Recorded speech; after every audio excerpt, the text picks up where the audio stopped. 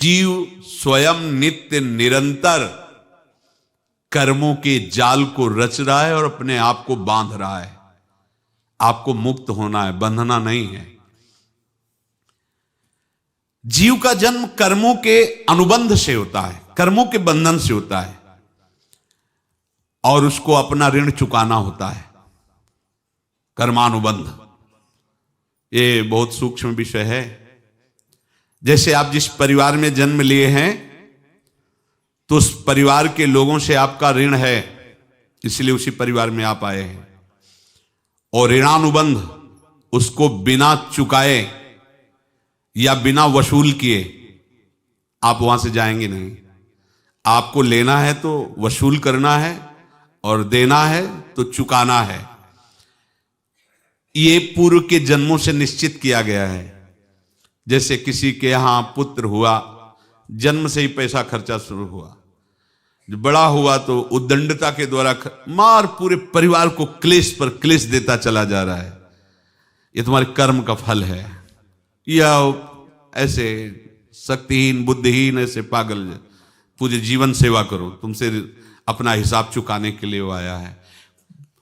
अब परिवार के जो सदस्य जुड़े आके, मतलब पत्नी आते ही पूरी हृदय में आनंद, परिवार में आनंद, और जीवन भर वो आनंद ही सुख देने के लिए उसका जन्म हुआ। वो अपना ऋणानुबंध मुक्त, और आते ही भयंकर क्लेश खड़ा कर दिया, बीच में दीवाल और झगड़ा वैसा, फिर अतरे दिन मारपीट शुरू, कलह अशांति, पूरा जीवन नरक हिसाब करने आए। यहां ऋण चुकाए बिना कोई जा नहीं सकता, ऋण चुकाना पड़ेगा। किसी का ऋण वसूल करना है तो किसी को ऋण चुकाना है, दोनों काम करने होते हैं। अनेक जन्मों में अनेक लोगों के साथ हमने जो बर्ताव किए हैं, अच्छे या बुरे, वो होंगे। अब किसी आदमी को हम जानते नहीं, अचानक मिला, अचानक टक्कर लगा और मार पीट गाली गुप्ता सब कर दिया, चुपचाप सह लो। क्यों? ये आपका हिसाब है, पूर्व का हिसाब। हमारा उससे कोई द्वेष नहीं, कोई संकल्प नहीं। अचानक घटना घटी और हमसे द्वेष करने लगा, हमें पीटने लगा, हमें गालियां दे, ये हिसाब है, चुपचाप सह जाओ। अपने घर का भाई ही भारी दुश्मन बन गया और क्लेश हिसाब है। एक प्रभुदत्त ब्रह्मचारी जी की वाणी में पढ़ा था, एक महात्मा जी भ्रमण करते थे तो उस समय असरफियां चलती थी, मोहरे असरफियां, तो उनको भेंट में देते लोग। तो या तो ठाकुर सेवा में लगे तत्काल, या संत सेवा में तत्काल लगे, उसका संग्रह करके डोलना ये ठीक नहीं है। बैरागी के लिए सिद्धांत में ये ठीक नहीं है। तो जब 2, 4, 6, 8 ऐसे मोहरे हुई तो उन्होंने विचार किया कि और भ्रमण करके जब काफी मोहरे हो जाएंगी तो प्रयागराज में जब कुंभ पड़ता है, एक बार पूरे सब अखाड़े के संतों को, अलग अलग संप्रदाय सब संतों को बुलाएंगे और सबको पुआएंगे। अब साधु है तो यही विचार करेगा, और क्या विचार करेगा।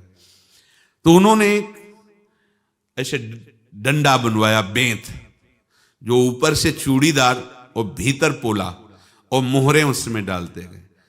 और भ्रमण, जहां जहां श्रद्धालु भगत थे सबके यहां जाना और इच्छा रखना कि एक मोहर तो दे दे दक्षिणा में। कामना कोई भी हो वो बांधती ही है, ध्यान रखना। इसीलिए प्रभु जो चाहे वो करे, अपनी चाह नहीं रखनी चाहिए, अपनी चाह प्रभु की चाह में मिला देनी चाहिए। धीरे धीरे वो छड़ी भर गई। भ्रमण करने वाले महात्मा चूड़ी लगाई, इंतजार करते रहे। जब प्रयाग का कुंभ पड़ा तो चले। तो रास्ते में एक गांव में पूछा जाता है, जैसे कहीं रुको कि कोई श्रद्धालु ऐसा है जो संत सेवी है। तो कुछ लोगों ने बताया, हाँ एक परिवार है बहुत संत सेवी है और आपको मिलाते हैं उनसे। आइए महाराज। घर में रुका,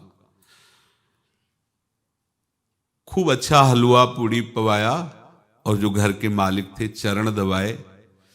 चरण दबाते दबाते उनकी दृष्टि पड़ी उस डंडे पे। इतना मोटा और ऊपर से कुछ चूड़ी सी भी नजर आ रही। इस डंडे में तो कोई रहस्य है ही है। अब महात्मा जी को खवा पिला के सुला दिया। महात्मा जी जब सो गए तो पत्नी से धीरे से कहा, वो डंडा लाओ बाबा जी का। डंडा, वो चूड़ीदार जो ही खोला पलटाया तो सैकड़ों मोहरे। ऐसे संत रोज पधारे भगवान, तुम आनंद हो जाए फिर क्या।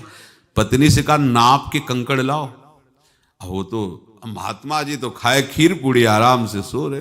रात में पूरी प्लानिंग करके उसमें कंकड़ भर के चूड़ी लगाकर सिराने रख दिया, सारी मोहरें हटा ली। महात्मा जी आराम से छड़ी उठाए तो वजन पक्का। वैसे बड़े लोग चतुर होते हैं, पर ये नहीं जानते कि कर्म कितना भयानक होता है। और उनकी कोई संतान नहीं थी, पर धन में इतना प्रेम उनको था। बहुत सावधान। साधु महात्माओं के पास जो अर्थ है, गृहस्थी अगर आता वहीं से है, पर अगर उसको जोर जबरदस्ती या किसी छल कपट से, तो वो उसका विनाश ही करता है। आज तक का प्रमाण है। अब उनको ये भाव पता नहीं होगा, या पता होगा तो लोभ के कारण वो उसको मान नहीं पाए होंगे। महात्मा जी गए प्रयाग में, किसी अखाड़े पर रुके और वहां प्रार्थना की कि कल जो है संपूर्ण अखाड़ों का निमंत्रण किया जाए और सब संतों को भोग पवाया जाए और उनको दक्षिणा भी दी जाए। महंत ने सोचा कि बहुत बड़ा है तो उत्सव है, क्योंकि प्रयाग में कितने हजारों संत महात्मा सब। तो उनका, महाराज बोरों इसमें चीनी और टीनों घी लगेगा, सब व्यवस्था। बोले आप मंगाइए, एक एक हिसाब हम करेंगे, हमारे पास सब व्यवस्था है। बोले कुछ तो पहले दे दो, इकट्ठे देंगे हम। उनको था कि अगर हम छड़ी खोला और दो चार मोहरे दी, किसी को पता लग गया तो गड़बड़ हो सकती। बोले हम भंडारे के समय आखिरी में सब कुछ आपको दे देंगे। ठीक है। वो अपने पास से पैसे लगाकर खूब जितना सामग्री सब लाए, लाखों की, और सब संतों को निमंत्रण कर दिया।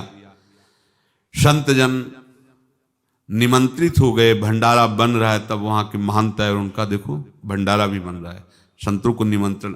अब आप अर्थ की व्यवस्था कीजिए, क्योंकि इतनी बड़ी हमारी सामर्थ्य नहीं थी जितना हमने किसी तरह हमने व्यवस्था की। अब मुझे अर्थ चाहिए, तभी आगे की व्यवस्था बढ़ेगी। संतों को दक्षिणा देंगे और जिनसे अर्थ लिया उनको दे। देखो रसोई बन गई है सब। उनका छत में विश्वास नहीं तो ये अभी चूड़ी खोली। उनको तो था ना कि मोहरे हैं, कंकड़। तो अब जैसे कितना उनको सदमा लगा होगा। हजारों संतों का निमंत्रण, रसोई बन, मतलब संत हो के छल कपट।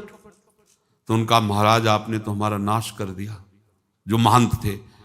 अब बताओ रसोई बन गई, संत निमंत्रित हो गए और आप ये कंकड़ दिखा रहे हैं हमको।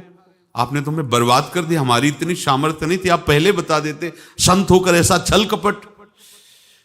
अब वो बोले तो क्या बोले, क्योंकि उनको पता था कि मोहरे हैं इसमें। अंदर से उनका चिंतन गया उसी सेठ के पास, अच्छा ऐसा धोखा हमारे साथ किया, भोगोगे तुम। ये जो निकलता है ना भोगोगे, ये अकाट्य होता है। क्योंकि किसी का भी हृदय, मान लो किसी भी जीव जंतु को आप कष्ट दें और उसका हृदय आह भर जाए, तो वो आह वज्र की लेख है, तुम्हें भोगना पड़ेगा। वो देखो भीष्म जी को भोगना पड़ रहा है ना। सांप को ऐसे धनुष की नोक से उठाया और बंबूल के कांटों के ऊपर फेंक दिया, कई दिन तक सेदा हुआ, वो आह भर करके मरा। तो आपको 6 महीने बाणों की सैया पर आह किसी की ना लेना जिंदगी में। कोई ऐसा कोई आह भर करके कह दिया तुम समर्थ हो, हम तो कुछ कर नहीं सकते, और अंदर से दुखी, फिर तुम्हारी सामर्थ्य काम नहीं करेगी, मिट्टी में मिला देगी। फिर ये तो संत थे और भगवत आराधना के लिए, संत आराधना के लिए ही ऐसा किए हुए थे। अब इनका कैसे मुंह दिखाएं, अब क्या करें। सुबह संत जन आएंगे, सबके बीच में हमारी कि देखो इन्होंने, अब क्या करें। गए और संगम में जाके छलांग लगाई, अपने प्राण त्याग दिए। अब उनके तो पास मोहरे थी और व्यापार बढ़ा, और 9-10 महीने बाद ही लड़का हुआ। अब तो उनको कि संत फलीभूत हो गया। देखो व्यापार चल रहा, लड़का नहीं होता था, लड़का भी हो गया, बड़ा आनंद छा रहा है।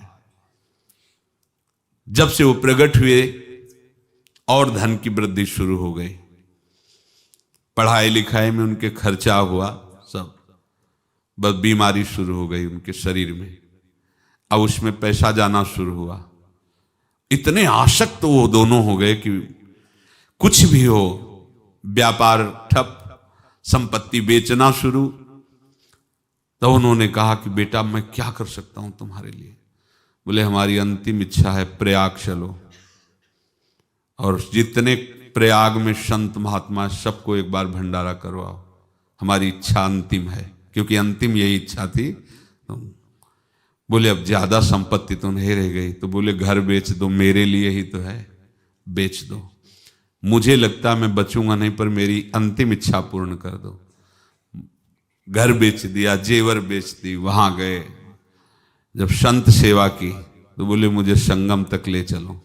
संगम तक ले गए और बोले समझे तुम चुराए थे और हमने उसको छीना है, कुछ नहीं रह गया तेरे पास कुछ, अब केवल ममता और आसक्ति में जलकर मर और नरक प्राप्त कर। मैं वही महात्मा हूं जिसकी तूने मोहरे ली थी, शरीर छोड़ दिया। महात्मा को जन्म लेना पड़ा और इनको दुर्गति भोगनी पड़ी। ऋणानुबंध, होश में।